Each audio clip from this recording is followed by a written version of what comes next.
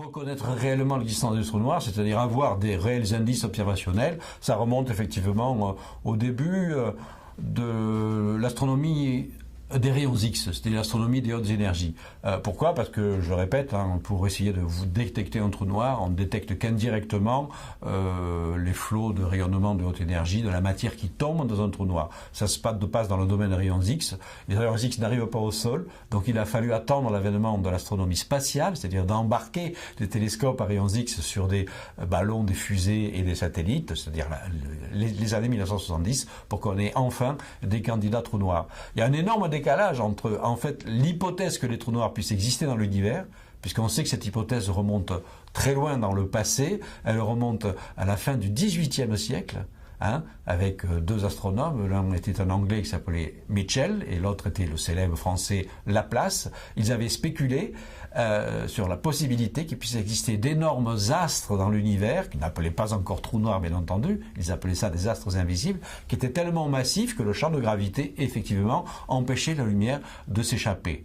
Leur prédiction a été complètement oubliée jusqu'au XXe siècle, où cette fois-ci dans le cadre nouveau de la relativité générale, on a effectivement compris que ce genre de structure pouvait bel et bien se former, en considérant plutôt que les trous noirs étaient des déformations du tissu élastique de l'espace et du temps.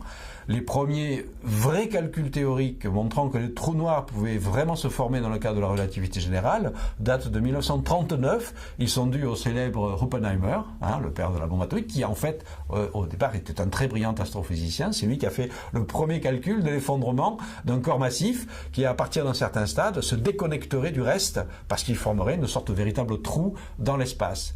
Après, il y a eu toute une phase où donc des théoriciens se sont intéressés à ce phénomène-là.